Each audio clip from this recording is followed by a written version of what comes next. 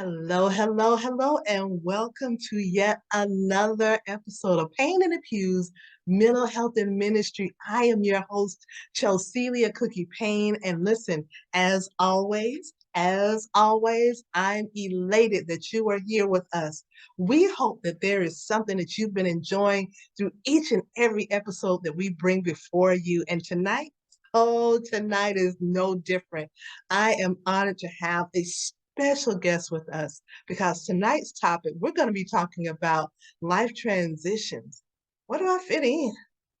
What, where do I fit in? And let me tell you what we mean by that. You know, that we've got everything from empty nesters to people going through transitions due to the pandemic, whether it is losses or gains. Sometimes it's just transitions. what where do I fit in? And so I am so excited to have with us our special guest, Miss Kathy Newman. So let me tell you guys about Kathy before we get this ball rolling, because y'all can already tell I'm excited. So Kathy is the CEO and founder of Kathy Newman Consulting LLC, right? And she helps women find clarity in their purpose. That's important. Finding clarity in your purpose. Life through life through transitions and finding out why they are here. Of having a purpose driven life. I am elated to introduce to you all Miss Kathy Newman. Kathy, thank you for being a part of tonight's discussion. So excited to have you. You are so welcome, and Miss Cookie, thank you for the opportunity again. Again, I am most honored and privileged to be here on your platform, and thank you again.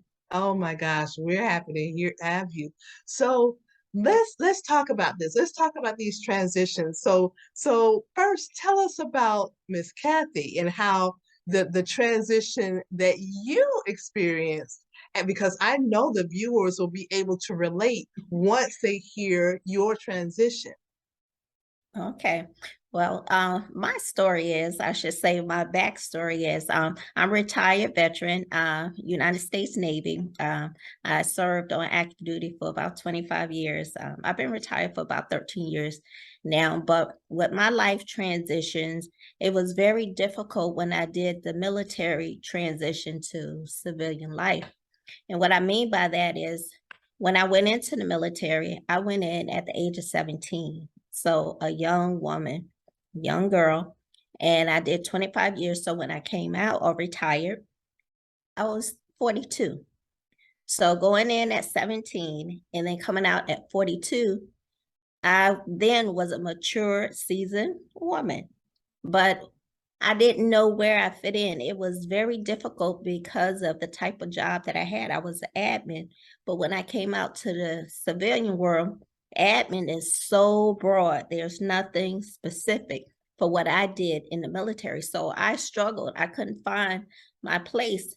And anyone that served in the military know when you have a job, a MOS, or a rate, you're doing specific things, specific jobs.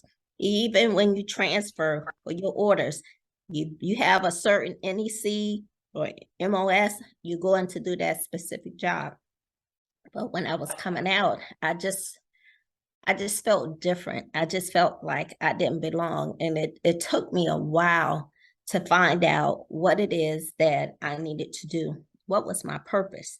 So I had to do some soul searching. And through soul searching, and a lot of it was through church, praise and worship. I did a lot of volunteer work at church with the Women's Alliance. And just serving, I felt so good and so at peace being the steward of service. So the pastor at the time, was a female pastor, she always prayed over me. She said, "You have so much knowledge. You need to share that with the world." I was like, "What do you mean I have so much knowledge?" But I was always helping. I'm the type of person, I was always in the background. I like doing stuff behind the scenes. I don't like being up front. Put me in the back and I'll work, work, work. And then I started asking, I was like, "Well, what do you think my purpose is?" She said, "I cannot answer that for you. You have to have a conversation with God, and He will put you on a journey and lead you through that. Started praying, started praying. Then a job came up for me in business. My background is in business, and I was working for corporate, but I found out at my corporate job, I was doing a lot of teaching, a lot of consulting, talking with people, bringing them in my office. I'm like, am I actually consulting these people? Am I coaching? Am I mentoring? And that's what I started doing. And then when I left corporate world, I started teaching high school, educating. So I continued to pray. And I was like, Lord, where am I supposed to be? He says, you are a steward of service. All the knowledge that you have, you're supposed to just give it out to the world. Your job is to coach, mentor, and educate people. And that's how I found my purpose. And I've been so happy at doing that job, educating, teaching, consulting, mentoring, just talking to the world about whatever it is they need to know. It's amazing how when you do fall into or walk into, step into what God has graced you to be and to do and has the purpose that He has over your life, it's amazing how He will allow you that peace, that Mhm, comfort, that assurity to let you know, yeah, you are on the right track. And mhm, I'm so elated that you indeed did get that. But here's a question I have for you, mhm. because you gave us and thank you, you gave us a wonderful backstory, because going in at 17, going in to serve your country, and by the way, thank you for your service. You're welcome. Going in at 17, there's a lot of things that happen as a young lady, whether you had went into the military or into the corporate America. There's a lot of things as a young lady, right? And now, as you said, you began to grow and you mature in the things you learn. Now you're serving the country, you're learning different things, you're learning a skill set that we as civilians really we're not learning what you're learning, right? You get out, you retire after 25 years, and now you're a civilian, and your purpose for 25 years was clear in the sense of, this is what I do, this is what I do, this is what I do. I do it effectively. I do it well. I get up and I do it again. And I get up and I do it again. And I move up and I move up and I keep doing it and I'm doing good. And I know all these people around me. Whether you move from this place, I know these people. Eight Yeah. times. Wow. Wow. But then you get out, you Mhm, retire, and there's a shift. mhm, There is a ginormous, that's my word, a ginormous shift, because we're civilian now, so things are not structured like the military. The military is structured. mhm, There's no structure. And as you said, you found out that what the type of admin that the military teaches and the type of admin that's out here in the marketplace, not necessarily the same. So now you're trying to fit literally a square peg into a round hole, because military is very, you got everything's precise. Out here, we just all willy-nilly in civilians. In the civilian world, we just out here just flying by the seat of our pants. And so here you are. What was when what was it like for you? This may sound simplistic, but I'm curious. What was it like for you applying for employment, getting out after retirement? Now you have to apply for employment. I I was afraid. I was I was lost in the sauce. But I applied at first. I got a little discouraged for a while. A lot of places I applied for, and even with asking for a salary, they was like no, and I was like, well, what is my worth? Mm, Thinking in terms of that, and I was a bit, yes. and I'm a business major too, so I became very discouraged. I was depressed for a little bit before I got hired, but I prayed and prayed. But the job that I ended up getting, here's the thing, the person that saw my resume saw that I was military, and the job that I applied for had a high turnover rate of people not being able to do the job. And she saw that I was military, and they said, we need military work ethics. So it came into your benefit. Mm-hmm. It came into your benefit.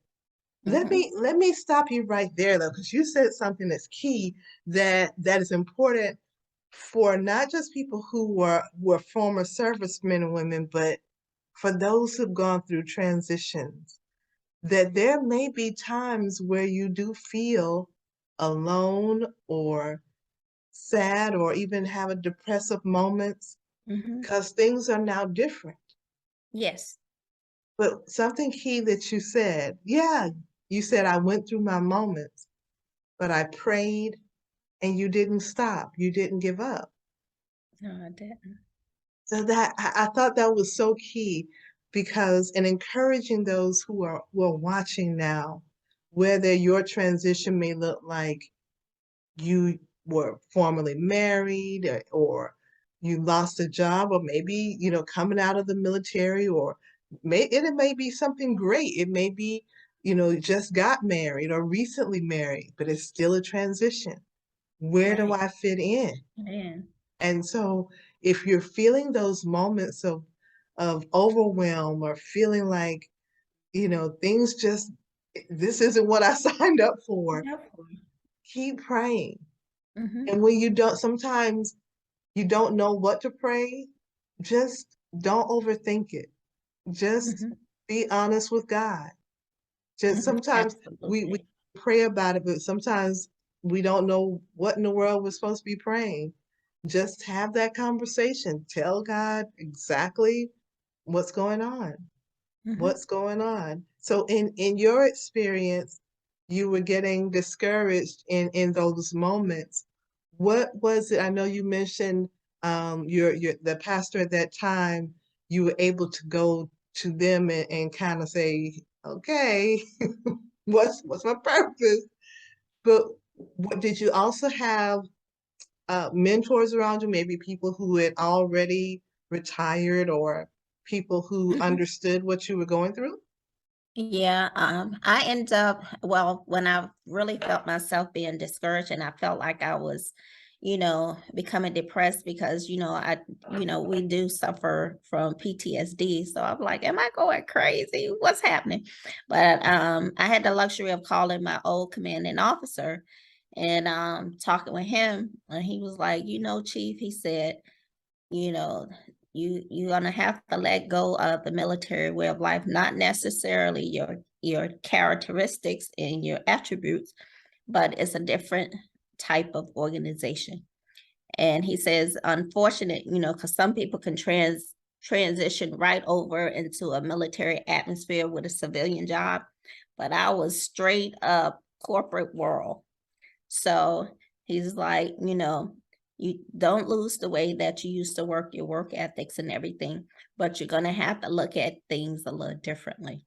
And in saying that, I was like, I was very active in the church and praying, and my pastor at the time, she was just so, used to call her happy go lucky because just the joy she would bring in people's life. And she was always praying for people, always praying. So, and I went to her and, I was like, what's wrong? What? She was like, I can't give you the answers. I can pray with you. She said, but you need to have that conversation. She said, just talk to God and ask him and he will show you things. And Lord behold, I was seeing things, but I didn't know those were the answers. When Wow. they say peace be still, that's what it means. Peace, be still, calm yourself, open your mind, and you will see things. They'll come to you. They will come to you. And sometimes you may hear stuff and be like, wait a minute, am I crazy? But things, I do believe things happen for a reason. Everyone has a journey. Everyone has a path that they're going to have to get to. But you have to really dig deep inside yourself, and the answers will come to you. I agree 100%. So then you went into teaching and you began serving, volunteering and serving others. And then from that serving and that heart of being a servant, that giving spirit, it transitioned into you teaching. But then it also transitioned into, well, still the same thing, still teaching, but coaching. So tell us a Mhm. little bit about your coaching practice. Okay. Well, with coaching, let me back it up. Teaching, I didn't really want to teach. I was like, no, I'm not teaching material. But I interviewed for that job 3 times. And the lieutenant, it was at a high school, but it was JROTC. Okay. And I went there, Miss Cookie, 3 times, and the position was still open. And the lieutenant said, Chief, I don't know why you keep coming. You know this job is yours. So you just need to do it. So I did it. I taught for 5 years, and then I moved back down south, and I taught at a high school here in South Carolina for 5 years. But then with coaching, and I just felt the need to just give information. People would always ask me questions, ask me my opinion on things, and I would just freely just sit down and talk to people. I mean, without even thinking about it, just talking. And I'm an Right. introvert because a lot of when I tell people I'm an introvert, they be like, "No, you're not." I'm like, "Yes, I am." So, so I just love to share information, share knowledge. If you don't have the answer, I'll help you find it. I'll research it with you. Right. But I am a true believer of faith, and as they say, go and lay it on the altar Yes. and let it happen. But that's what I want to do. I saw myself too with business opportunities, trying to figure things out, being a mother, trying to create a legacy for my kids. And then in today's world, I see a lot of mothers, struggling, empty nesters, some get divorced. And even when the pandemic hit, a lot of people had to pivot left. Yep. They have a lot of skills, a lot of experiences, and they don't know how to leverage them to help them. Sometimes you don't always have to be an employee, you can be an employer. This is true. This you is know true. and I'm just at that point in my life where I'm just really ready to live my life on my own terms. Can I do that? Wow. Most certainly. you know Absolutely. Most certainly. Absolutely. And I think that that's probably what makes people want to draw to you as far as with coaching is because that's a message that you not only share and teach, but it's one that you live. And I Mhm. think that Absolutely. that's why in your coaching of these women, that's what draws them. Because it's one thing to be able to talk about something, that's great. But if you have a lived experience and I can talk to you and you actually understand what I'm talking about, that you can Mhm. relate, I think that that is something that makes your clients want to come to you as a coach. That makes people who may not even be a client yet, but just people who are drawn to this introvert individual that's drawn to your spirit, to your loving spirit, to your giving spirit, to that spirit of servitude that you have, that wants to see people succeed in their purpose, because Yes. you have actually walked that walk twice. Yes. That's a powerful thing. And you are a living example of something that I share with people often is that God can gift you with more than one thing. You can be gifted and talented and have a purpose in more than one thing in your life. And he can get the Absolutely. glory out of all of it. And they Mhm. all work together because your military Absolutely. life led you to the path that you're on literally right now. Mhm. Yeah, people have to understand too, and what I learned, you have your natural gifts or talents and your spiritual gifts and talents. Absolutely. And when Yes. they come together, it is so powerful. There's nothing that you can't do if you don't put your mind into it and make sure you have God first. Consult with him. He's the ultimate consultant in your life. The ultimate. Absolutely. Absolutely. So I want you to share with our viewing audience, how can they connect with Miss Kathy? How can they do that? Okay. On my website is www.kathycnewman.com. On Facebook is Kathy Newman. Instagram is Kathy C. Newman 1. And I'm also on Twitter at Kathy C. Newman 1. That is awesome. So I want my viewers to know that's Kathy with the C, CathyNewman. So I don't want you going all over social media trying to find Kathy. So I want you to know that's Kathy with the C, CathyNewman. I want you to, is it, wait a minute. Now your website is kathycnewman.com, right? So Hmm. don't forget that C, That's correct. kathycnorman.com. I'll give you a new name, KathyCNewman.com. Kathy, thank you so much for this inspiration, for this empowerment, for this transparency, and for just showing us, listen, you know where you fit in. Ask Hmm. God. You know where you fit in because God has a place for you. He has You a have a plan. place and a plan. Yes, ma'am. God has a place and God has a plan. So as we're wrapping up, what words of encouragement would you like to leave with the viewers?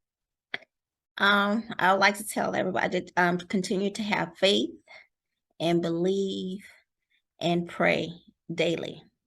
You know, it doesn't matter where you pray at. You can pray in your car, pray in the kitchen, anywhere that you can pray. I am the utmost believer in prayers. Prayers will be answered. Prayers will be answered. Yes, ma'am. If it and listen, guys, you're looking at on your screen living proof because, like she said, she prayed. She didn't know where to go. She didn't know what was her next, but she prayed and believed. And even through whatever challenges God took her through, He answered her every time. So, Yes. Kathy, thank you so much. This has been awesome, just as I knew it would. Just as I knew it would. Thank you so much. And guys, we will see you again on our next episode right here at Payne and the Pews Mental Health and Ministry. God bless.